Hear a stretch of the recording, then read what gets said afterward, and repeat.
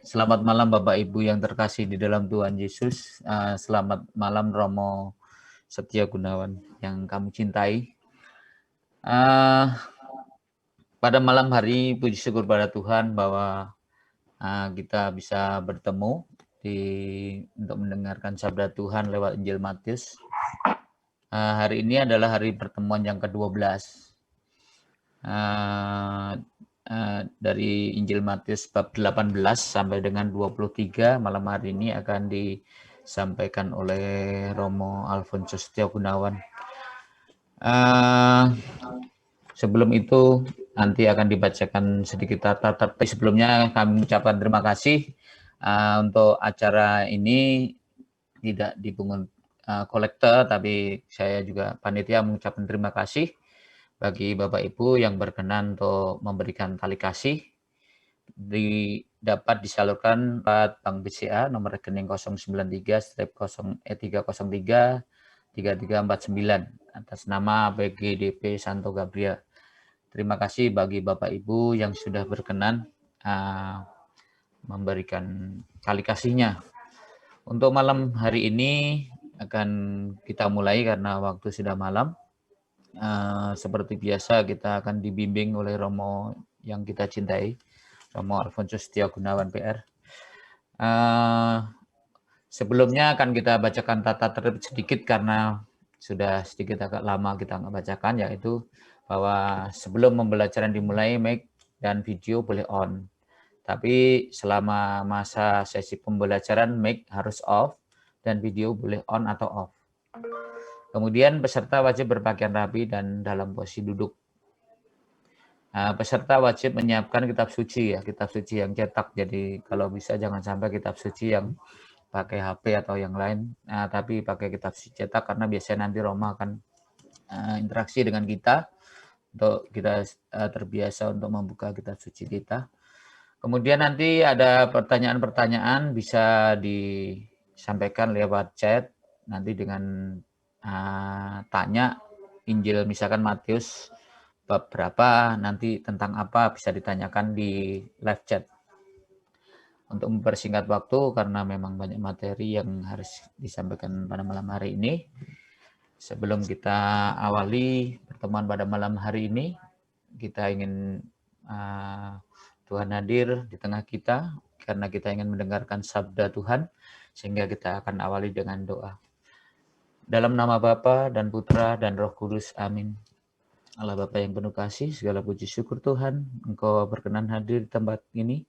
Dalam acara kami di malam hari ini, kami sungguh mengharap Engkau sungguh hadir di tempat ini, khususnya Engkau bersabda lewat apa yang akan kami bahas pada malam hari ini. Kami mohon kiranya Engkau menyertai kami semua, teristimewa untuk Romo kami, Romo Alfonso Setia Gunawan. Semoga apa yang diajarkan oleh Romo sungguh menjadi kekuatan dan memperdalam iman kami, agar kami semakin hari semakin mendekatkan diri kepadamu. Jauhkanlah kami dari segala halangan, rintangan dalam acara ini. Semoga semuanya dapat berjalan dengan baik. Semua ini kumohon dengan perantaraan Kristus Tuhan dan penyelamat kami. Kemuliaan kepada Allah Bapa dan Putra dan Roh Kudus, seperti pada permulaan, sekarang selalu dan sepanjang segala abad. Terpujilah nama Tuhan Yesus, Santa Maria dan Santo Yosef, untuk sekarang dan selama-lamanya. Amin. Dalam nama Bapa dan Putra dan Roh Kudus. Amin. Selamat malam Romo, monggo kami persilakan Romo. Selamat malam semuanya. Kita sampai pada pertemuan ke-12, rencana dari 14 pertemuan. Kita sampai kemarin bab 16, di mana kita sudah memasuki tema tentang gereja. Jadi tema yang pertama adalah tentang kerajaan surga, dan perwujudan kerajaan surga oleh Matius diungkapkan dalam gereja umat Allah. Bagaimana gereja mau mewujudkan kerajaan surga atau kerajaan Allah di dalam gereja. Dan gereja yang paling kecil adalah keluarga kita, keluarga Kristiani. Oleh karena itu, khotbah yang keempat, yaitu bab 18 nanti akan diakhiri dengan bab 19 ayat 1. Itu khotbah yang keempat. Tentang apa? Bagaimana mewujudkan kerajaan Allah di dalam keluarga kecil, di dalam gereja kecil.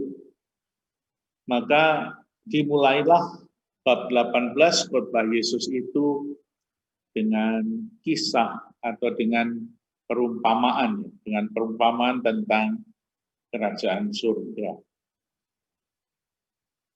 Pertama-tama Yesus mengatakan pada waktu itu datanglah murid-murid Yesus kepada Yesus dan bertanya, siapakah yang terbesar dalam kerajaan surga? Maka Yesus memanggil seorang anak kecil dan menempatkannya di tengah-tengah mereka lalu berkata, aku berkata kepadamu sesungguhnya jika kamu tidak bertobat dan menjadi seperti anak kecil ini, kamu tidak akan masuk ke dalam kerajaan surga. Sedangkan barang siapa merendahkan diri dan menjadi seperti anak kecil, dialah yang terbesar dalam kerajaan surga. Dan barang siapa menyambut seorang anak seperti ini dalam namaku, ia menyambut aku. Ya. Kita mulai dengan anak kecil. Itulah yang menjadi syarat bagi setiap orang untuk masuk dalam kerajaan surga. Maka apa yang dikatakan di sana dari awal, para murid Yesus sudah mempersoalkan hal yang berlawanan dengan kerajaan surga, yaitu siapa yang terbesar di antara mereka. Maka untuk memasuki kerajaan surga, itu harus melepaskan diri dari kepentingan diri. Kalau para murid itu memandang siapa yang terbesar dalam kerajaan surga, nanti lebih jelas lagi dalam bab 20 ayat 20 sampai 25. Mereka rebutan siapa yang terbesar. Maka yang terbesar kemudian diambil seorang anak kecil, bukan mementingkan diri. Anak kecil tidak pernah mementingkan diri. Maka anak kecil itu kadang-kadang kalau kita mendengar dalam renungan lingkungan, itu seringkali anak kecil digambarkan sebagai anak yang jujur, anak yang polos, anak yang bersih hati. Tetapi sebetulnya menurut Matius bukan itu yang mau ditekankan. Kalau kita melihat teksnya, anak kecil bukan anak yang polos, tetapi aku berkata kepadamu sesungguhnya jika kamu tidak bertobat dan menjadi seperti anak kecil, ya, jadi anak kecil itu dihubungkan dengan pertobatan. Artinya apa kalau orang bertobat? Orang bertobat itu adalah memindahkan pandangannya, atau yang disebut istilahnya metanoia, berbalik arah. Kalau kamu tidak bertobat dan menjadi seperti anak kecil, jadi anak kecil itu kalau orang memandang anak kecil itu begitu percaya kepada orang tuanya, taat luar biasa. Jadi bukan karena kepolosan hatinya, tapi Matius menekankan. Mungkin di tempat yang lain boleh dikatakan anak itu polos, anak itu jujur, tetapi di dalam Injil Matius mempunyai maksud yang berbeda. Bertobat artinya apa?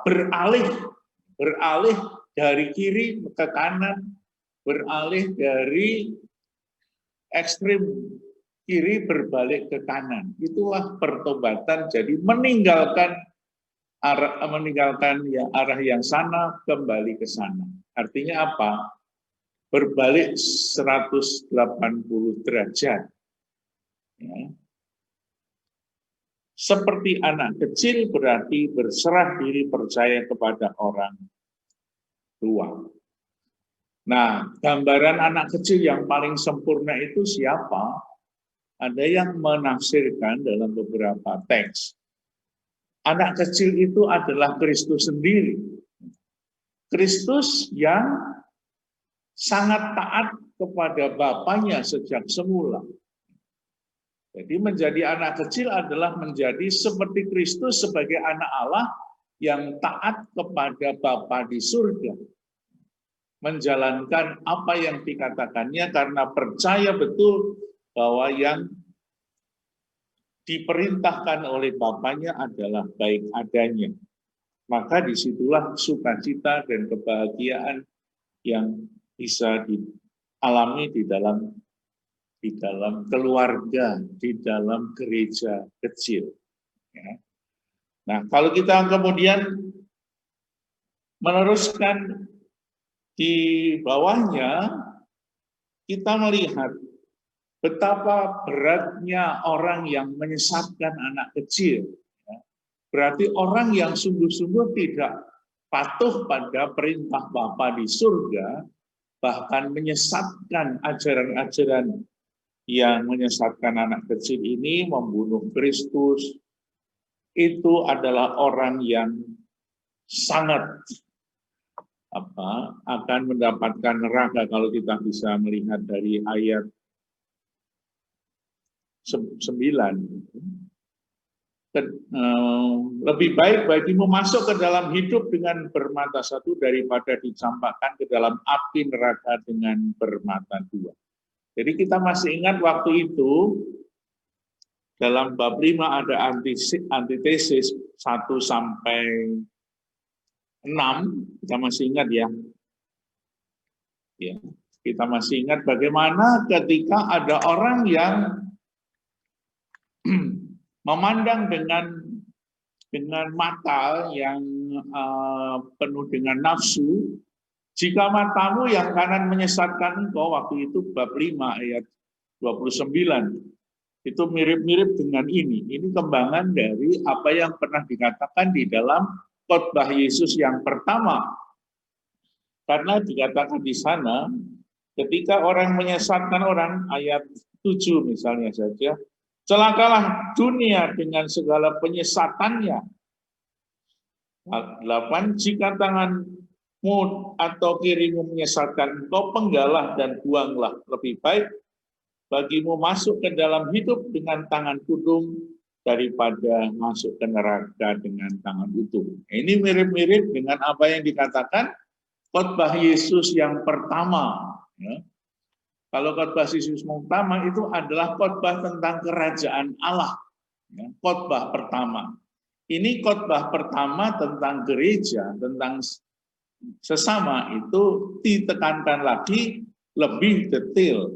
Kalau di dalam antitesis yang kedua dikatakan, jika matamu menyesatkan kamu, cungkil saja. Lebih baik bagimu jika satu dari anggota tubuhmu binasa daripada tubuhmu dengan utuh dicampakkan ke dalam neraka. Lalu tangannya juga seperti itu. Lalu kemudian diterapkan di dalam komunitas yang paling kecil. Siapakah yang menyesatkan seorang anak kecil ini? Berarti bagaimana kalau orang itu menyesatkan orang lain dengan menyesatkan ajaran-ajaran Kristiani? Maka orang itu lebih baik dimasukkan ke dalam neraka. Ya, itu syarat yang kedua untuk membangun sebuah komunitas. Yang pertama tadi tidak mementingkan diri sendiri.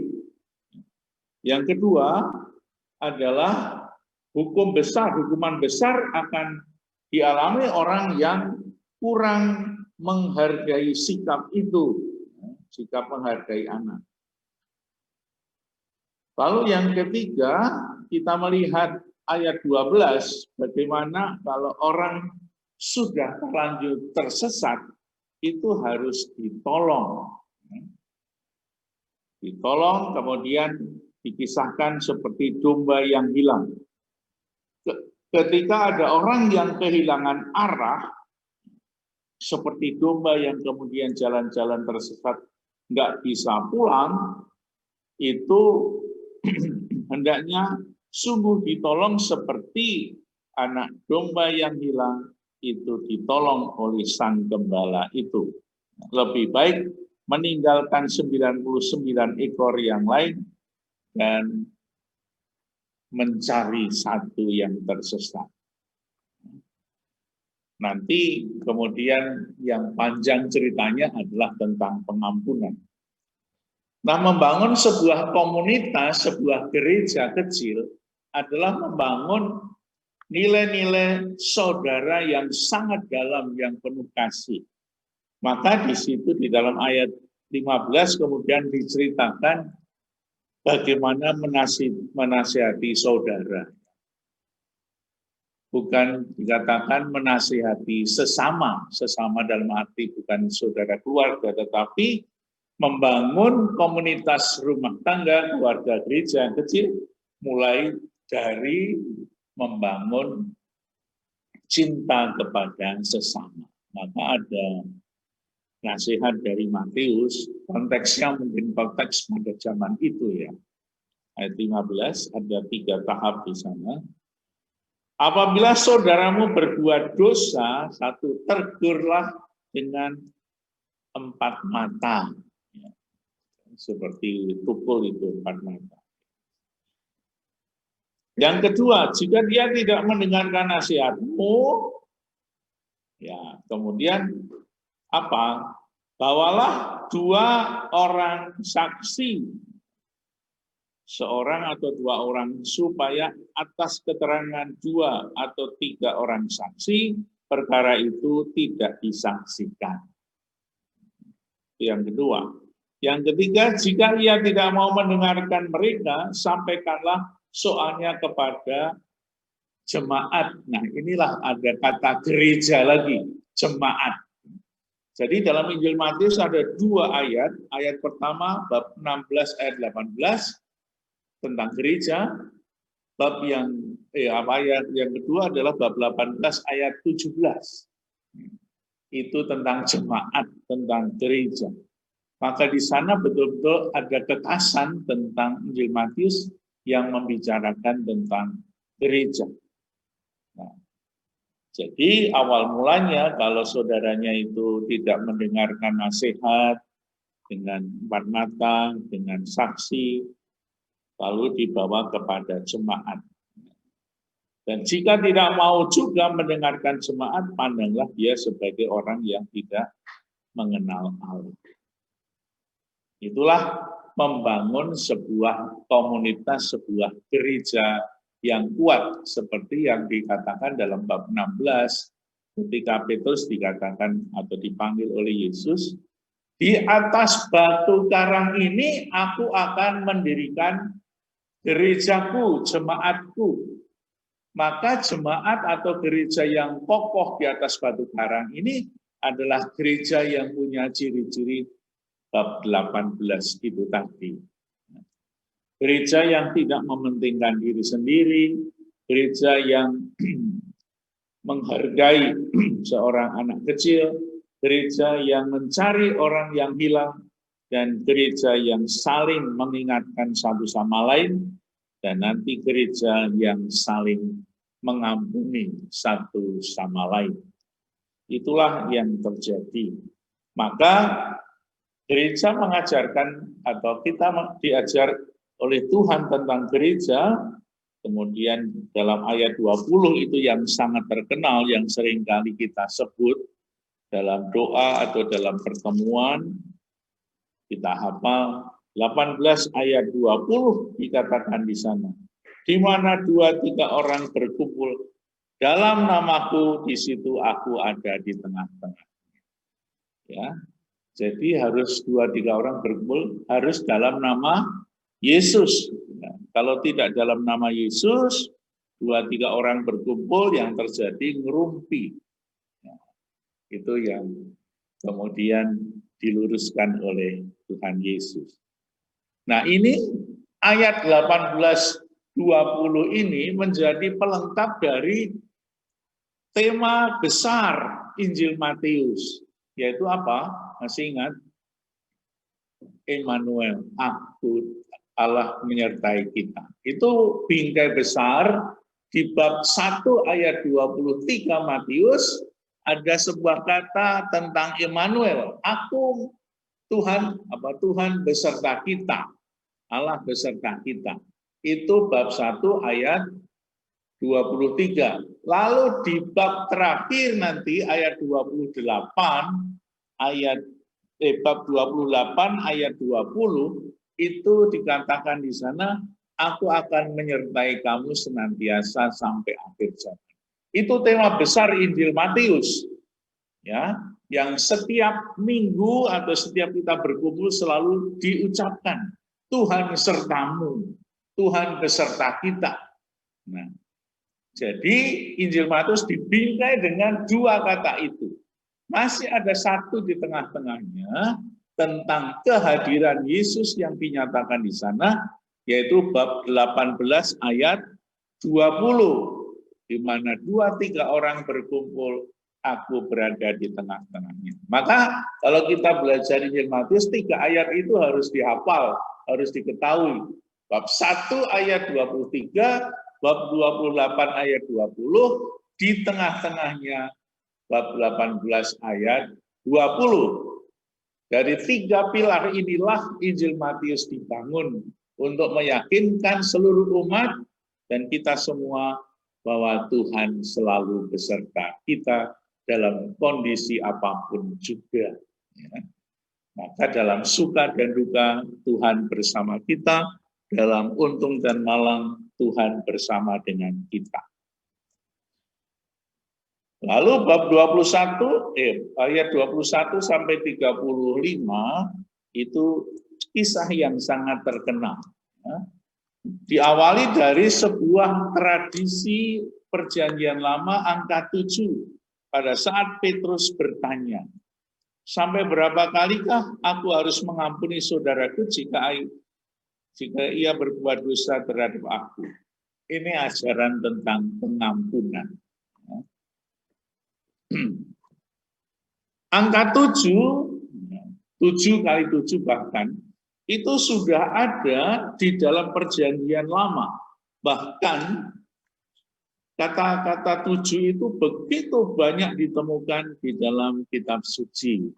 Perjanjian lama sudah mulai dari kitab Kejadian, itu sudah ada angka 7 yang disampaikan di sana, yang ditulis di dalam kitab suci. Dan ini kemudian tradisi perjanjian lama ini masuk di dalam otaknya Petrus sebagai orang Yahudi yang sangat apal, menjadi sebuah tradisi kebiasaan dalam kehidupan umat perjanjian lama angka 7. Berapa kali kami harus mengampuni saudaraku jika ia berbuat dosa terhadap aku.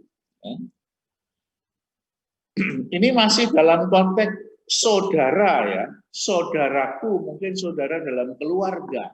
Jadi tadi di dalam bab 18 mulai ayat 1 tentang anak, kemudian bab 18 berikutnya ayat 12 mulai dari domba yang hilang, ayat 15 mulai dengan saudara, saudara dalam keluarga. Nah, begitu juga Petrus itu bertanya tentang mulai dalam keluarga. Jika saudaraku berbuat salah, berapa kali saya harus mengampuni? Ya. Tradisi dalam perjanjian lama 7 kali. Nah, kemudian Yesus mengatakan apa? Yesus mengatakan bukan hanya sampai 7 kali, melainkan sampai 70 kali 7 kali. Sampai tidak pernah diingat lagi kapan dan berapa kali saudaraku harus diampuni. Tidak pernah ada batasnya.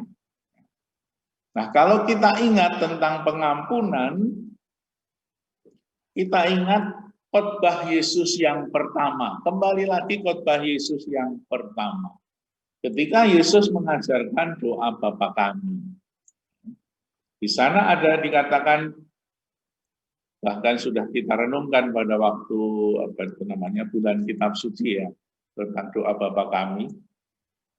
Bahwa di dalam doa itu ada ungkapan pujian kepada Allah di surga, lalu permohonan, datanglah kerajaanmu. Artinya apa? Allah yang meraja di dalam setiap hati manusia. Maka permohonan kita akan kehadiran Allah, datanglah kerajaanmu di dalam kehidupan keluarga, kehidupan manusia. Syaratnya adalah di bawahnya. Seperti kami pun mengampuni yang bersalah kepada kami. Maka kerajaan Allah itu akan sepenuhnya hadir dan menjadi milik kita, hadir di dalam diri kita, kalau kita mempunyai dan memenuhi syarat yang ada di bawahnya. Ampunilah kesalahan kami seperti kami mengampuni yang bersalah kepada kami. Ya, itu apa jadinya seandainya prasyarat itu tidak terpenuhi seperti kisah yang ada di bawah ini. Ketika sebuah cerita, Yesus membuat sebuah cerita tentang orang yang tidak mau mengampuni sesamanya. Kita sudah hafal tentang kisah itu ketika ada seorang hamba mempunyai utang 10.000 talenta, bayangkan. Luar biasa besarnya ya. 1 talenta itu kalau di kurs dari dinar itu antara 6.000 sampai 10.000 dinar. 10.000 dinar itu 1 talenta. Ini 10.000 talenta. Bayangkan itu. 10.000 kali berapa itu? Kali 10.000. Kali upah sehari 1 dinar itu 100.000 misalnya upah sehari. Berarti utang orang ini triliun ya. 1 triliun, 10 triliun, begitu besar utangnya kepada sang raja itu. Jadi 1 talenta itu sama dengan antara waktu itu 6.000 sampai 10.000 dinar. Ya, 1 talenta. 1 talenta itu sebanyak itu. 1 dinar itu adalah uang sebanyak 1 hari kerja. Upah 1 hari bekerja itu 1 dinar. Misalnya 1 hari itu 100.000 lah minimal ya. Di Jakarta berapa upah sehari? 100.000 misalnya. Ada yang lebih, ada yang kurang. Rata-rata 100.000. Kalau 10.000 talenta, itu berarti 1 triliun. Utangnya besar sekali.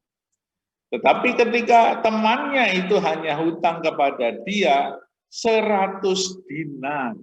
Kalau upahnya sehari itu 100.000, 100.000 kali 100 berarti berapa? 1 juta. Temannya hanya utang 1 juta, padahal dia utang 1 triliun. Yang 1 triliun itu aja dihapuskan oleh tuannya. Dia ketemu temannya hanya utang 1 juta, dicekik sampai dilunaskan utangnya. Sadis luar biasa. Inilah gambaran manusia yang tidak mau mengampuni saudaranya, padahal dia sudah diampuni oleh Tuhan sendiri. Nah, oleh karena itu apa yang terjadi ketika dia tidak mengampuni saudaranya, kerajaan Allah tidak hadir pada dirinya. Nah, yang hadir adalah kerajaan iblis, kerajaan kuntilanak. Oleh karena itu, sebagai syarat akan permohonan kita manusia, datanglah kerajaanmu, supaya kerajaan Allah, supaya Allah itu sungguh meraja di dalam diri kita, sehingga seluruh hidup kita itu diwarnai oleh sukacita kerajaan Allah, maka syaratnya adalah mengampuni. Ya.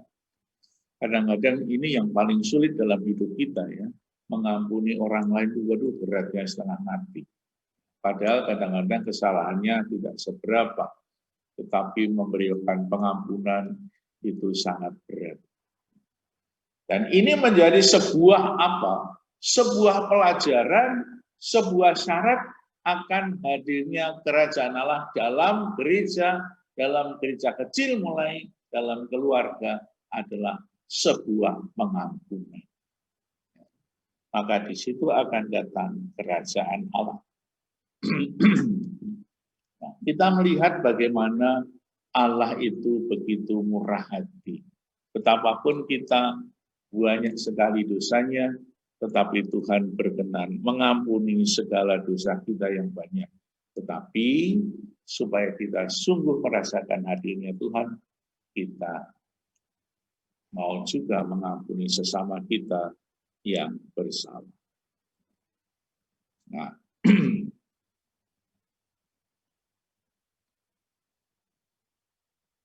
lalu bab 19 tentang perceraian. Pada khotbah Yesus yang pertama, kita melihat sebuah antitesis juga yang kemudian dijelaskan cukup panjang ada di sini. Pada waktu antitesis yang ketiga tentang perceraian, bab 5 ayat 31 dan sampai 32 dikatakan di sana, telah difirmankan, siapa yang menceraikan istrinya harus memberi surat cerai kepadanya. Itu perjanjian lama. Tetapi aku berkata kepadamu, setiap orang yang menceraikan istrinya kecuali karena zina, ia menjadi istrinya berzina, dan siapa yang kawin dengan perempuan yang diceraikan, ia berbuat zina. Nah, ini kemudian ditulis lebih panjang lagi oleh Matius di bab 19.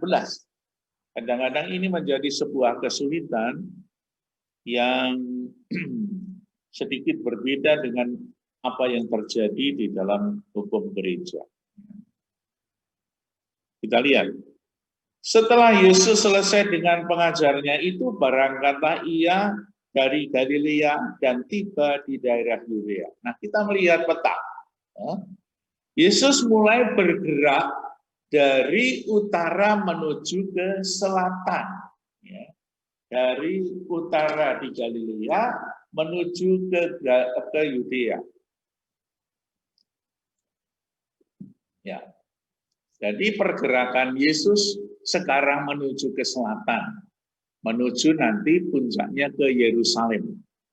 Sekarang Yesus sedang berjalan dan di sanalah ketemu dengan orang-orang yang bermacam-macam yang sudah berbau Yudea. Rasa-rasanya Yerusalem menjadi kota yang sangar, ya, tidak damai-damai seperti di Galilea, ya, di daerah-daerah Kafarnaum, di daerah-daerah Nazaret, itu rasanya tidak terlalu banyak cobaan dan tantangan. Tetapi Yesus mulai bergerak ke selatan, ke Yudea, dan nanti puncaknya di Yerusalem. Yesus menghadapi orang-orang yang sangat keras. Ada garis keras di sana. Orang-orang Farisi dan orang-orang Saduki yang menjadi pemimpin-pemimpin agama Yahudi. Di utara juga Yesus bertemu dengan orang-orang Farisi dan orang-orang Saduki, tetapi pusatnya itu ada di Yerusalem. Nanti kita lihat bagaimana Yesus akhirnya ditangkap dan dibunuh. Setelah Yesus selesai dengan pengajarannya itu, ini ayat pertama itu apa? Kata yang sama yang diucapkan pada akhir-akhir khotbah Yesus. Di sini Yesus mengakhiri khotbah Yesus yang keempat dengan kata yang sama dengan bab-bab sebelumnya ketika Yesus mengakhiri ajarannya. Setelah Yesus selesai dengan pengajarannya itu, berarti khotbah Yesus yang keempat selesai di sini, di bab 18. Ya. Kalau di bab pertama cukup panjang, 2 bab atau 3 bab, bahkan bab 5, 6, 7, itu khotbah Yesus. Sekarang ini hanya 1 bab, bab 18. Berangkatlah ia dari Galilea dan tiba di daerah Yudea yang di seberang Yordan. Orang banyak berbondong-bondong mengikuti dia. Ia menyembuhkan mereka di sana, maka datanglah orang orang Farisi kepadanya untuk mencobai dia. Ya, baru melangkah di wilayah Galilea sudah dicegat sama orang-orang Farisi.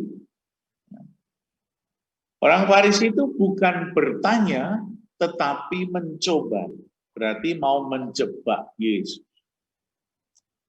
Mereka bertanya, apakah diperbolehkan orang menceraikan istrinya dengan alasan apa saja? Kita tadi sudah melihat, ini sudah ada di dalam antitesis yang ketiga tentang perceraian di bab 5. Tidakkah, pertanyaan, diperbolehkankah menceraikan istrinya dengan alasan apa saja? Ini kan sewenang-wenang. Alasannya apa saja, pokoknya ada alasan. Menceraikan istrinya karena nggak bisa masak. Masak asin melulu, pedes melulu, misalnya. Karena apa saja. Jawab Yesus, tidakkah kamu baca bahwa Ia yang menciptakan manusia sejak semula menjadikan mereka laki-laki dan perempuan, dan firman-Nya, sebab itu laki-laki akan meninggalkan ayah dan ibunya dan bersatu dengan istrinya sehingga keduanya itu menjadi satu daging. Demikianlah mereka bukan lagi dua melainkan satu. Apa yang telah dipersatukan Allah tidak boleh diceraikan oleh manusia. Ya. Ini Yesus mengutip, ya, mengutip apa? Ajaran perjanjian lama yang ada dalam kitab Kejadian. Maka dikatakan di sana, tidaklah kamu baca bahwa yang menciptakan manusia sejak semula. Jadi Yesus mengajak kembali kepada sebuah ajaran yang mendasar, yang ketika itu bahkan dari awal kitab Kejadian sudah mengajarkan itu, bahwa perceraian itu tidak boleh. Karena apa? Karena yang menyatukan itu Tuhan sendiri, maka manusia tidak punya wewenang apapun untuk memisahkannya. Alasannya apa? Kata mereka, jika demikian apakah sebabnya Musa memerintahkan untuk memberikan surat cerai jika orang menceraikan istrinya? Yesus mengatakan, karena ketegaran hatimu. Jadi, kalau orang itu ngotot mau menceraikan istrinya, dan itu sangat sewenang-wenang, tidak disebutkan menceraikan suaminya. Itu kelihatan sangat dominasi pria kepada wanita. Zaman itu memang zaman paternalistik dalam tradisi Yahudi.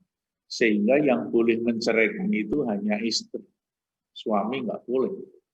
Ya, Pak? Yang boleh hanya suami, istri nggak boleh menceraikan suaminya. Jika demikian, apakah sebabnya Musa membuat surat cerai? Alasannya karena ketegaran hatimu, karena kamu itu orang yang suka ngeyel dan keras. Tetapi sejak semula tidaklah demikian. Tapi aku berkata kepadamu, barang siapa menceraikan istrinya kecuali karena zina, lalu kawin dengan perempuan lain, ia berbuat zina. Nah, ini kata yang sangat mudah untuk dipakai sebagai alasan ketika orang menceraikan istrinya karena zina. Kenapa ini ditulis? Waktu itu saya sedikit sudah mengatakan, saya pernah membaca buku, kenapa kok ini ada alasan kecuali karena zina.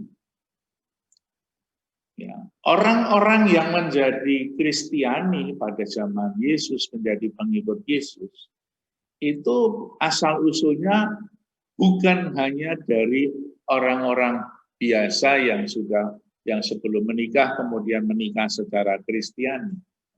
Apalagi pada zaman Matius, itu banyak orang menjadi pengikut Yesus, itu asal-usulnya mungkin dari latar belakang Yunani, dari latar belakang Yahudi, yang sebelum menjadi orang Kristiani, itu pernah bercerai. Pernah bercerai, lalu mencari istri suami yang lain, lalu baru masuk Kristiani. Jadi kemungkinan besar ada orang yang berpendapat bahwa ini sedikit banyak untuk menampung orang-orang yang pernah mengalami perceraian sebelum masuk Kristiani. Jadi kalau orang sudah Kristiani ya harus mengikuti ajaran Kristiani yang sebelumnya. Maka sampai sekarang akan ada juga dalam hukum gereja, misalnya kemudian dikembangkan oleh Santo Paulus, yang kemudian disebut privilegium Paulinum dalam hukum gereja Katolik tentang pernikahan. Kasusnya seperti apa? Misalnya seperti ini. Ada orang yang belum dibaptis, non-baptis ya, menikah, dua-duanya non-baptis, menikah. Lalu pada suatu kali mereka bercerai. Karena tidak agama Kristiani, maka mereka bercerai begitu mudah di tempat-tempat yang tertentu, entah sipil, entah apa. Lalu salah satu dari yang bercerai itu masuk Katolik, kemudian menikah dengan orang Katolik. Mungkin pada saat dia bercerai sebelum baptis, itu istrinya berzina sehingga mereka cerai. Lalu kemudian, misalnya suaminya yang menceraikan istrinya itu karena zina, lalu baptis Katolik dan nikah dengan orang Katolik. Itu dimungkinkan. Nah, maka ada kata-kata ini, bercerai karena zina. Itu terjadi sebelum orang itu masuk Katolik, masuk Kristiani. Meskipun masih ada syarat-syarat tertentu. Kasus seperti itu misalnya masih ada 4 syarat yang harus terpenuhi.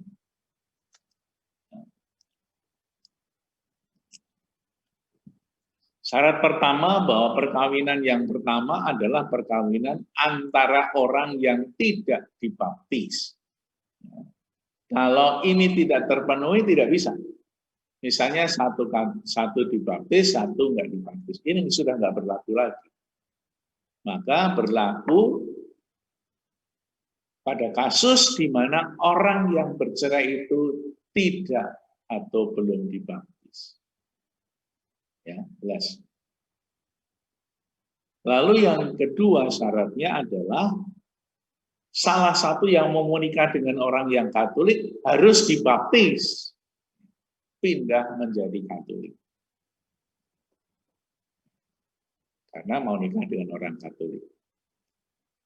Yang ketiga, pihak yang diceraikan itu tidak mau lagi berkumpul dengan suaminya, misalnya yang mau masuk Katolik, yang mau menikah dengan orang Katolik. Itu namanya interpelasi. Kalau harus ditanya apakah bekas istrimu itu masih mau bersatu dengan kamu, enggak? Kalau sebetulnya dia masih, maka gagal. Ya. Yang keempat, pihak yang dicerai belum dibaptis. Karena apa?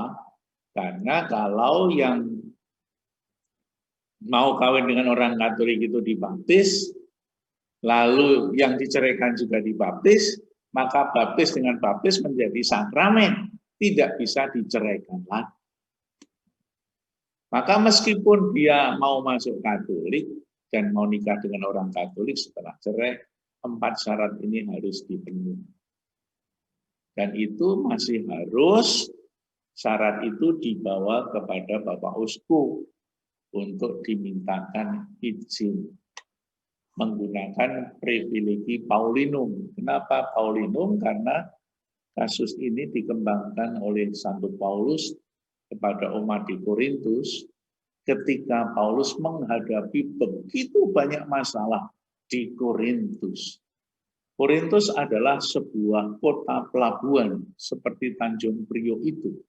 Maka seringkali ada pelaut-pelaut yang datang pergi dengan berbagai macam kasus yang sangat luar biasa. Salah satunya adalah kasus perkawinan ini. Maka kemudian Paulus mencarikan jalan keluar agar orang bisa membangun keluarga yang bahagia dan aman. Maka sering disebut privilegium Paulinum. Ada juga yang disebut privilegium Petrinum. Petrinum itu, Petrus, itu adalah lambang pimpinan gereja yang tertinggi di dalam teologi. Kemudian Petrus adalah satu-satunya orang yang menggantikan Yesus di dunia ini. Tidak ada yang lain. Maka ada kasus-kasus perkawinan yang hanya bisa diselesaikan, didispensasi oleh Paus Petrus dan Paus yang berikut-berikutnya. Romo paroki nggak bisa, Bapak Uskup nggak bisa mengatasi ini. Hanya satu-satunya yang bisa mengatasi atau memberi jalan keluar untuk sebuah kasus perkawinan khusus yang hanya bisa diselesaikan oleh Sri Paus. Maka kemungkinan besar memang ada penulis yang mengatakan bahwa kasus atau ayat ini, kecuali kalau istrinya berzina, ini membuka sebuah kemungkinan di mana pada saat Matius menulis dan juga tahun-tahun berikutnya itu ada kasus-kasus yang seperti itu untuk memberikan jalan keluar kepada orang-orang yang mengalami. Itu kira-kira.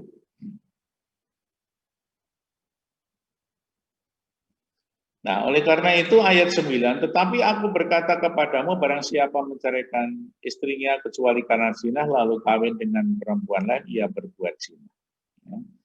Murid-murid itu berkata kepadanya, jika demikian halnya hubungan antara suami dan istri, lebih baik jangan kawin.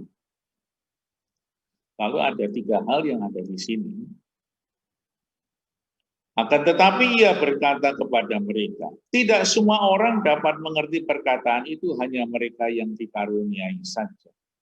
Ada orang yang tidak dapat kawin karena memang ia dilahirkan demikian dari rahim ibunya.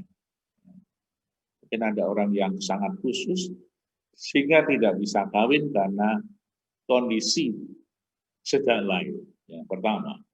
Yang kedua, ada orang yang dijadikan demikian oleh orang lain, dan ada orang yang membuat dirinya demikian karena kemauannya sendiri, oleh karena kerajaan surga. Siapa yang dapat mengerti, hendaklah ia mengerti. Jadi ada 3 jenis tentang perkawinan dan orang yang tidak menikah karena kerajaan surga. Ini kadang-kadang dipakai sebagai argumentasi untuk orang-orang yang selibat demi kerajaan surga.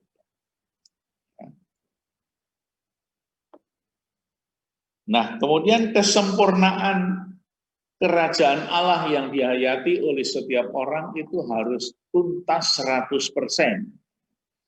Kembali dikatakan anak-anak itu datang, biarlah anak itu datang, karena orang seperti itulah yang punya kerajaan surga. Lalu kemudian masih dalam bab 19, itu ada orang muda yang kaya yang bertanya kepada Yesus. Ini juga ada di dalam Injil yang lain. Tentang orang muda yang kaya. Begitu susahnya orang itu memang menghadirkan kerajaan Allah. Salah satunya adalah orang yang mementingkan kepentingan sendiri, terikat kepada harta kekayaan. Bukan berarti bahwa orang Kristiani nggak boleh kaya. Jadi kalau nggak ada orang kaya di gereja, gereja nggak dibangun-bangun ya. Tetapi bagaimana orang itu terikat pada kekayaan sehingga tidak pernah ingat sama Tuhannya sendiri. Dan inilah yang menjadi seringkali disebut krisis iman karena sudah tergantung sepenuhnya kepada dunia. Dikatakan orang muda yang kaya. Ada dalam Injil Markus juga, di dalam Lukas juga ada. Ada seorang datang kepada Yesus dan berkata, "Guru, perbuatan baik apakah yang harus kuperbuat untuk memperoleh hidup yang kekal?" Jawab Yesus, "Apakah sebabnya engkau bertanya kepadaku tentang yang baik? Hanya satu yang baik. Tapi jika engkau ingin masuk ke dalam hidup, turutilah segala perintah Allah." Perintah Allah ini sudah dihafal oleh orang-orang Yahudi sejak kecil. Cintailah Tuhan dan cintailah sesama, yang disebut Shema. S-A-E-M-A. Shema. Itu dua kata itu yang sudah diajarkan oleh orang tua kepada anaknya.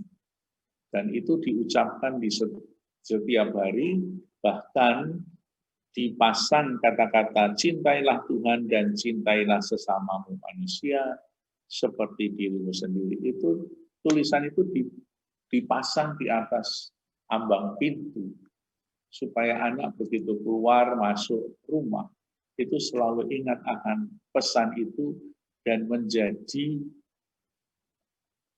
boleh dikatakan terpatri di dalam kalbunya, dalam hatinya, bahwa kita keluar dari rumah harus melaksanakan perintah Tuhan untuk mencintai Tuhan dan sesama. Dan itu juga maka begitu mudah anak muda itu menghafal ketika ditanya, apa perintah yang kamu tahu? Lalu Yesus juga menjawab dengan, kata orang itu kepadanya, perintah yang mana? Kata Yesus kepadanya, jangan dan lain sebagainya. Orang muda itu menjawab, semua telah kuturuti sejak mudaku, kepada sejak masih muda sudah kuturuti. Apalagi yang kurang? Yesus berkata kepadanya, jika engkau tidak sempurna, pergilah, jualah segala milikmu, berilah itu kepada orang miskin, engkau akan beroleh harta di surga. Kemudian datanglah kemari, ikutlah aku. Pemuda itu kemudian dengan sedih pergi karena banyak hartanya. Lalu kata-kata yang di bawahnya itu yang mengagetkan para murid, mungkin kita juga kaget. Sesungguhnya sukar sekali orang kaya masuk surga. Sekali lagi, lebih mudah seekor unta masuk lubang jarum daripada seorang kaya masuk dalam kerajaan Allah. Ketika murid mendengar itu, sangat gemparlah mereka. Jika demikian, siapakah yang dapat diselamatkan? Yesus memandang mereka, bagi manusia hal itu tidak mungkin, tapi bagi Allah segala sesuatu yang mungkin. Mungkin ada yang bertanya bagaimana itu gambaran tentang lubang jarum itu. So, lebih mudah seekor unta masuk lubang jarum. Banyak orang sudah mendengar kata lubang jarum, karena apa? Karena di tradisi kebiasaan orang-orang Yahudi itu ada satu kata kiasan tentang lubang jarum. Ya, itu gambaran unta seperti itu. Di Israel itu kadang-kadang kita ditunjukkan ada lubang jarum. Lubang jarum itu bukan membayangkan jarum yang ada lubangnya, tetapi itu sebuah kiasan. Seperti kalau orang Indonesia itu diberitahu tentang gudang garam. Kalau kita mendengar kata gudang garam itu langsung otomatis itu rokok. Padahal yang dimaksudkan orang gudang garam yang gudang yang ada garamnya. Tetapi kepala ini sudah langsung otomatis gudang garam itu rokok. Begitu juga kalau orang Israel mendengar kata lubang jarum, Itu tidak pernah terbayangkan ada jarum yang ada lubangnya, enggak ada. Tetapi lubang jarum adalah pintu kecil yang tidak bisa dimasuki oleh unta. Yang pada saat itu, unta adalah binatang yang membawa beban barang, membawa barang banyak. Biasanya dipakai sebagai kendaraan untuk mengangkut barang-barang dari jarak yang cukup jauh. Ketika sampai rumah, unta itu pasti nggak bisa masuk melalui lubang jarum. Karena apa? Karena masih banyak barang-barang yang ada di dalam tubuh si unta itu. Dia harus melalui pintu yang besar. Jadi lubang jarum adalah pintu kecil, pintu darurat. Kalau orang Jawa itu pintu butulan. Maka supaya unta itu bisa masuk melalui lubang jarum, itu barang-barang yang menjadi beban bagi unta itu harus dilepas dulu. Nah, oleh karena itu ini menjadi satu simbol kalau kita mau masuk kerajaan surga, beban-beban hidup, dosa-dosa, ini harus dilepaskan. Barang-barang duniawi yang menjadi penghalang bagi kerajaan surga harus dilepaskan. Itu garis besarnya. Pasti di dalam perumpamaan-perumpamaan ini atau dalam kisah-kisah ini masih banyak bisa kita pelajari lebih detail lagi. Kita dalam belajar ini kita cari garis besarnya. Ya. Lalu mengakhiri bab 19, Petrus bertanya kepada Yesus, kami telah meninggalkan segala sesuatu. Meninggalkan barang, meninggalkan orang tua, meninggalkan segala-galanya, dan mengikuti Engkau. Jadi apa yang kami peroleh? Aku berkata kepadamu, sesungguhnya pada waktu penciptaan kembali, apabila anak manusia bersemayam di tahta kemuliaannya, kamu yang telah mengikuti aku akan duduk juga di atas tahta 12 tahta untuk menghakimi ke-12 suku Israel. Itu pada akhir zaman para murid diikutsertakan. Maka seringkali Petrus diberi kekuasaan untuk memegang kunci kerajaan surga. Itulah bab 19. Oke, kita garis besarnya aja. Bab 20. Perumpamaan tentang orang-orang upahan di kebun anggur. Ini beberapa minggu yang lalu kita sudah baca di gereja. Tentang perumpamaan lagi. Kenapa Yesus pakai banyak perumpamaan? Ya, seperti orang yang membaca teka-teki itu. Supaya orang itu selalu bertanya dan terus mencari jawaban yang lebih dalam terus. Kalau kita tidak pakai perumpamaan, maka sudah jelas tidak ada orang yang merefleksikan lagi. Jadi Yesus sengaja membuat satu perumpamaan supaya orang itu tidak habis dalam mencari makna dari perumpamaan itu. Sehingga perumpamaan itu terbuka untuk sebuah permenungan selanjutnya. Nah, ini kita sudah hafal bab 20 itu tentang orang yang bekerja di kebun anggur, yang bekerja pagi jam 8, jam 9, jam 12, jam 3 sore, jam 5 sore. Upahnya sama, 1 dinar. Maka orang yang bekerja dari pagi itu merasa iri hati. Aku sudah capek-capek bekerja seharian, dia hanya 1 jam, kok gajinya sama, 1 dinar. Mungkin bukan hanya orang yang bekerja 1 hari yang iri, mungkin kita semua juga protes, ini tidak adil. Tapi itulah kerajaan Allah, bahwa setiap orang, setiap manusia punya kesempatan untuk menikmati kerajaan Allah kapanpun juga. Ya. bukan yang paling dulu akan mendapatkan kerajaan Allah di tingkat yang ke-10. Namun saya terkesan ketika saya membaca sebuah buku tentang analisis ini. Kok yang bekerja 1 jam mendapat 1 dinar, tapi yang bekerja 12 jam juga 1 dinar. Nah, saudara-saudara, kesempatan setiap orang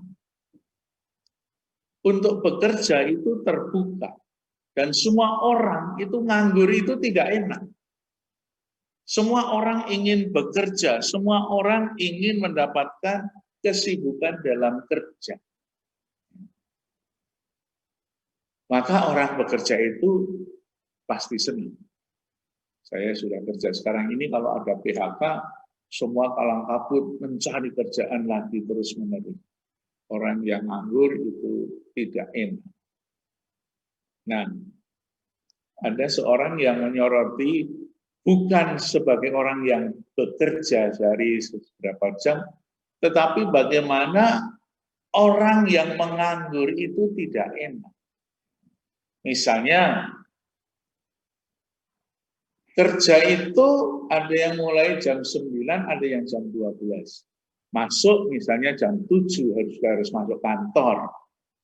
Ya, dia kan senang ya masuk kantor bekerja jam 7 itu masih ada jaminan. Tetapi orang yang baru kerja mulai jam 12, itu dari jam 7 sampai jam 12 itu kan nganggur. Nganggur itu tidak enak. Tidak ada jaminan kapan saya dapat pekerjaan. Maka menganggur selama beberapa jam, itu kan perumpamannya hanya berapa jam. Tapi kalau kemudian dikembangkan bisa bertahun-tahun. Maka orang yang menunggu pekerjaan bertahun-tahun itulah orang yang juga menderita.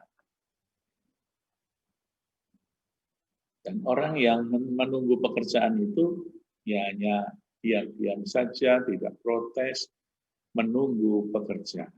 Ketika mendapat pekerjaan, dia merasa bahagia dan senang sekali.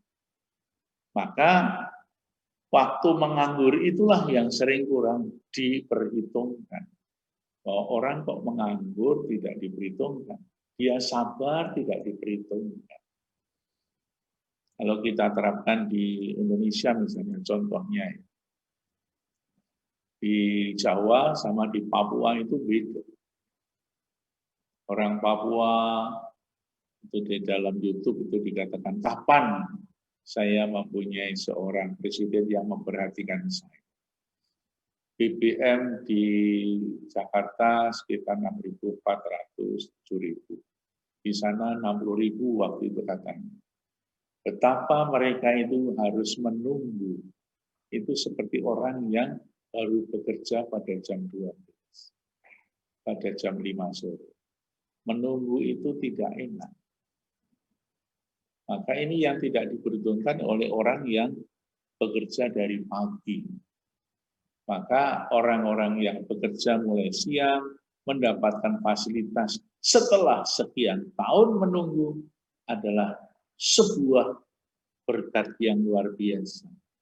Maka menjadi orang yang sabar menunggu itu kan upahnya harus banyak, lebih banyak daripada orang yang sudah bekerja senang. Karena apa? Menunggu itu ada yang stres, ada yang macam-macam, punya persoalan, dan lain-lain. Lebih dari itu, Yesus mau mengatakan bahwa setiap orang punya kesempatan untuk bekerja. Itulah yang ayat 20. Lalu di bawahnya masih ada pemberitaan Yesus tentang pemberian yang ketiga tentang penderitaan Yesus. Ya.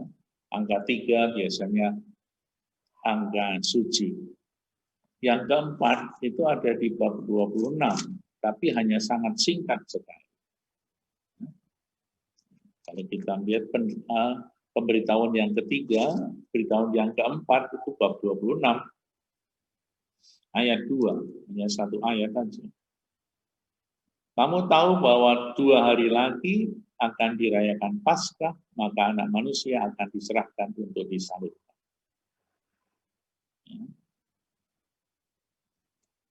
Nah, angka 3 menjadi angka yang suci.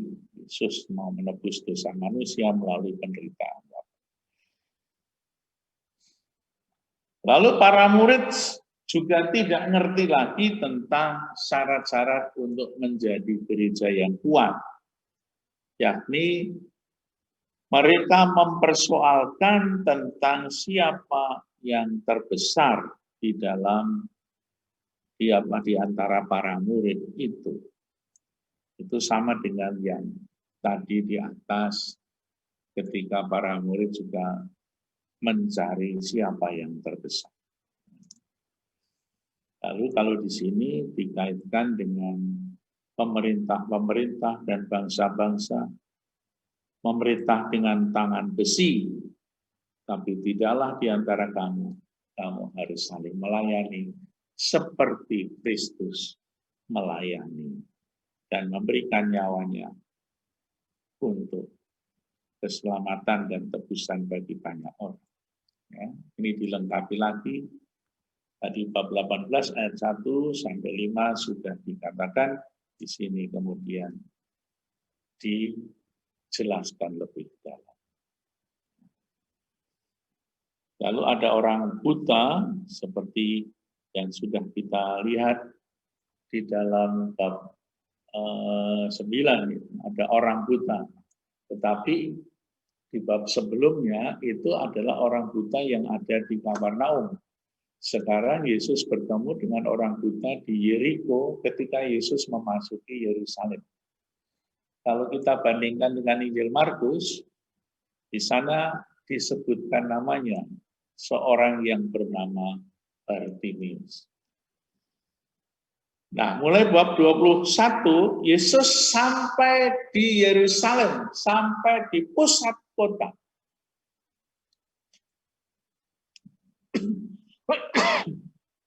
Sampai di mana Yesus memasuki tempat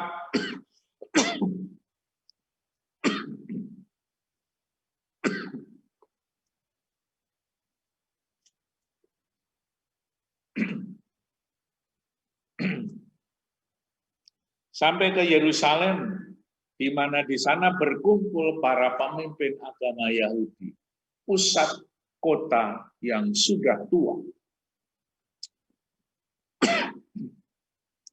Kita ulangi peristiwa itu di dalam perayaan Minggu Palma.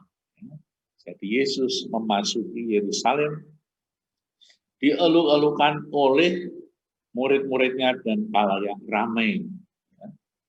Karena Yesus memang lama-lama menjadi terkenal dan kemudian disambut oleh orang-orang yang mengagumi Yesus. Sambil berteriak, Hosana bagi anak Daud, diberkatilah dia yang datang dalam nama Tuhan. Lihat rajamu datang kepadamu lemah lembut mengendarai seekor keledai. Nah, inilah saat Yesus memasuki Yerusalem. Saat yang sangat kritis di mana Yesus harus berhadapan dengan para pemimpin agama Yahudi yang akhirnya nanti ditangkap dan disalibkan. Tapi sebelum itu terjadi, Yesus diberi gelar anak Daud. Hosana bagi anak Daud. Seperti yang sudah kita bicarakan sebelumnya, bahwa harapan orang-orang Israel terhadap kerajaan di Israel adalah pulihnya kerajaan Daud seperti zaman kejayaannya. Sudah lama mereka mengharapkan nggak muncul-muncul, dan kini Yesus muncul dengan kewibawaan yang luar biasa, sehingga Yesus diberi gelar, inilah anak Daud yang kita nanti-nantikan. Inilah Mesias. Kita dalam bab 16 sudah kita bicarakan tentang Mesias politis dan Mesias rohani. Apa yang terjadi ketika Yesus masuk Yerusalem? 21 ayat 12 dikatakan di sana, lalu Yesus masuk ke bait Allah dan mengusir semua orang yang berjual beli di situ, di halaman bait Allah. Ia membalikkan meja-meja penukar uang dan bangku-bangku pedagang merpati dan berkata kepada mereka, ada tertulis rumahku akan disebut rumah doa, tetapi kamu menjadikannya sebagai sarang penyamun. Nah, kita lihat peristiwa yang kecil dalam Injil Yohanes bab 2 ayat 13 itu lebih panjang lagi. Tetapi dalam ketiga Injil yang pertama itu cukup pendek, ya. Misalnya di sini hanya beberapa ayat. Apa yang terjadi sebetulnya pada saat itu? Yesus memasuki Yerusalem dan melihat peristiwa Paskah yang dirayakan oleh orang-orang Yahudi selama 1 tahun sekali. Itu dalam peristiwa Paskah ada kurban. Ya. Itu dalam perjanjian lama itu sudah dilaksanakan peristiwa atau perayaan Paskah setahun sekali itu memperingati bebasnya orang-orang Israel dari penjajahan atau perbudakan Mesir. Sehingga ketika mereka keluar dari Mesir, dalam kitab Keluaran diceritakan dengan lengkap, mereka merasakan bahwa ini pembebasan kemerdekaan bagi orang Israel yang luar biasa. Maka itu dirayakan setiap tahun di bait Allah, di bait suci. Di bait suci itu ada perayaan Paskah. Dan apa yang terjadi? Perayaan Paskah itu adalah perayaan tentang kurban. Maka semua orang yang merayakan Paskah di Yerusalem selalu membawa binatang kurban. Untuk orang yang miskin, 2 ekor anak burung merpati, kita lihat dalam Injil Lukas.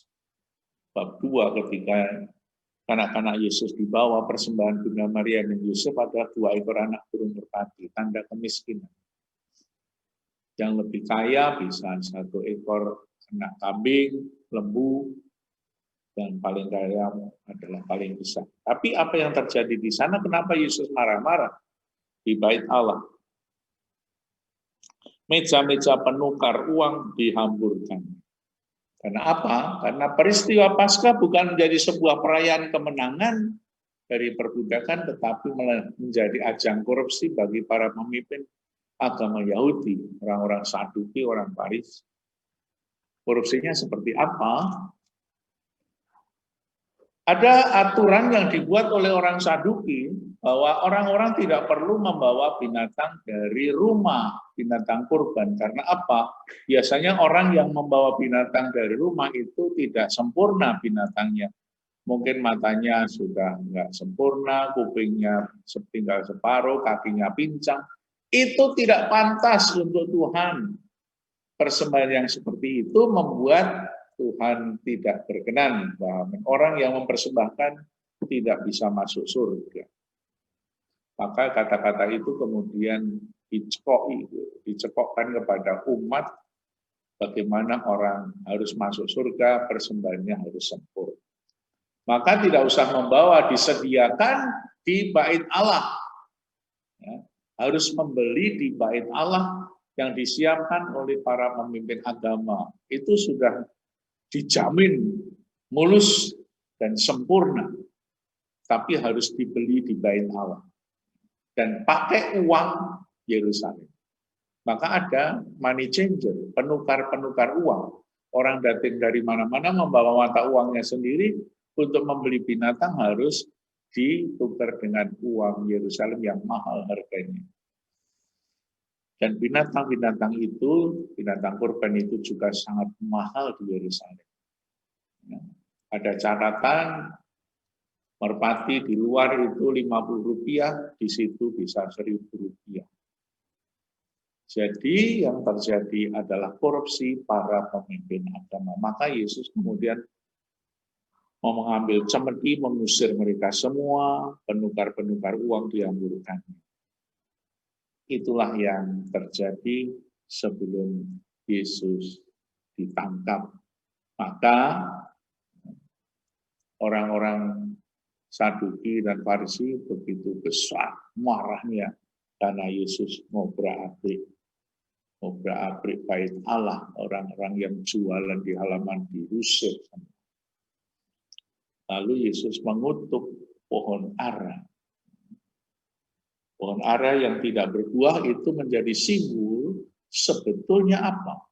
Orang-orang Yerusalem yang dekat dengan tempat suci sebetulnya harus menghasilkan buah yang berlimpah. Tetapi justru seperti pohon ara yang tidak berbuah, maka dikutuk oleh Yesus, itu menjadi simbol Yesus yang mengutuk orang-orang Yerusalem yang tidak berbuah, tetapi melenceng jauh dari kehendak Allah.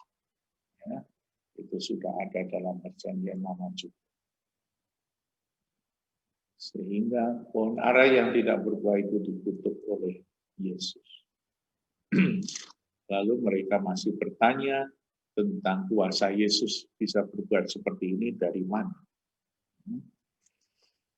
Masih ada perumpamaan yang lain tentang dua anak itu seperti anak hilang itu, anak bungsu dan anak sulung. Itu sindiran kepada orang-orang Farisi yang tadinya menjadi orang Farisi sanggup mau menjalankan tugas tapi tidak berangkat. Sedangkan orang-orang yang berdosa itu kemudian merefleksikan diri dan akhirnya berangkat untuk bekerja di kebun anggur Tuhan. Perumpamaan yang terakhir dari bab 21 adalah tentang penggarap. Penggarap kebun anggur Tuhan yang tidak bertanggung jawab itu kemudian diganti oleh penggarap-penggarap yang lain. Artinya apa? Orang-orang Yahudi yang diharapkan bisa bekerja dan menghasilkan buah ternyata tidak bertanggung jawab, malah membunuh anaknya, membunuh Yesus. Maka sekarang ini penggarap-penggarap itu diganti oleh siapa? Oleh gereja. Gereja yang kuat, gereja yang kokoh, itulah yang kemudian diberi tanggung jawab untuk mengelola kebun anggur Tuhan sampai sekarang. Itulah garis besar dari Injil sampai bab 21. Oke, cukup dulu Pak Rudi. Ya Romo, terima kasih. Rencananya sampai 23 ya. Nggak apa-apa karena memang banyak sekali. Matur nuwun Romo, terima kasih Romo telah panjang lebar untuk mengupas Injil Matius ya pada malam hari ini. Terima kasih juga Bapak Ibu. Ya, jadi terima kasih Romo berarti sampai bab 21 ya Romo ya. Nanti akan kita lanjut lagi. Untuk minggu depan sebelum ini ada pengumuman Romo. Ya, kita teruskan saja nanti. Dan khotbah Yesus yang terakhir itu bab 24, 25 tentang akhir zaman. Ya. Ya. Dan seterusnya. Oke. Iya. Sengsara Yesus. Terima kasih Romo telah memberikan banyak buat kita semua pada malam hari Bapak Ibu. Terima kasih juga Bapak Ibu selalu setia sama mendengarkan sabda Tuhan lewat Romo dan pembelajaran pada malam hari ini. Kita tetap menunggu, mudah-mudahan minggu depan makin banyak teman-teman kita yang bisa gabung bersama sehingga kita juga sambil melepaskan bisa bertemu sehingga kita saling bagi bagian. Sebelum hari ini ditutup pertemuan pada malam hari ini, nanti kita akan berdoa dan mohon berkat dari Romo. Marilah kita hening sejenak dalam nama Bapa dan Putra dan Roh Kudus. Amin. Terima kasih Bapa, Engkau telah memberikan kami pada hari ini, pada malam hari ini pertemuan bisa berjalan dengan baik, lancar, tidak dalam suatu apapun. Semoga sabdamu yang telah kami dengar lewat Romo Gunawan pada malam hari ini sungguh dapat kami pahami, dapat kami mengerti, dan dapat kami masukkan ke dalam hati dan pikiran kami, sehingga kami mampu untuk meneruskan kabar gembira itu kepada orang-orang di sekitar kami. Kami juga berdoa bagi teman-teman kami yang mungkin pada saat ini tidak berhalangan hadir karena suatu hal. Semoga Tuhan selalu memberikan rahmat juga yang berlimpah pada mereka, sehingga di lain waktu mereka dapat bergabung dengan kami untuk mendengarkan sabdamu lewat pembelajaran oleh Romo Gunawan. Semua ini kami mohon dengan perantaraan Kristus Tuhan dan Selamat kami. Mohon berkat Romo Tuhan sertamu, dan sertamu juga. dan kita semua dianugerahi semangat dan kekuatan berkat dari Yang Maha Kuasa, Bapa dan Karena Bapa Putra. dan Putra dan Roh Kudus. Amin. Amin. Terima kasih Romo, Bapak Ibu. Selamat malam. Terima kasih Romo. Terima kasih Romo. Terima kasih Terima kasih, Bapak Romo. Ibu semuanya. Terima kasih Bapak Ibu. Terima kasih Romo. Malam semua. Terima kasih Pak Rudi. Ya, terima kasih Bapak Ibu semua. Sampai minggu depan. Pak Rudi, Ya. Terima kasih Mbak. suaranya putus nyambung. Terima kasih. Minggu depan. Ya lagu ya Bu, putus nyambung ya. Sinyalnya jelek Bu. Pamit ya. Bu. Pamit berkat dalam Pak Rudi. Ya Bu Yus, mudah-mudahan nanti lancar Bu. Terima kasih. Selamat malam. Berkah dalam Pak Rintaka. Foto Berkah dalam Mo. ke dalam Berkah dalam. monggo. Terima kasih Bapak Ibu, matur nuwun Romo berkah dalam. Ya. Mudah-mudahan. Izin live ya. Suaranya putus nyambung. Ora weruh. Ya, sampai Sana ketemu minggu bermalam. depan. Terima Sampai kasih semuanya. Minggu depan. Ya. Pak Pran.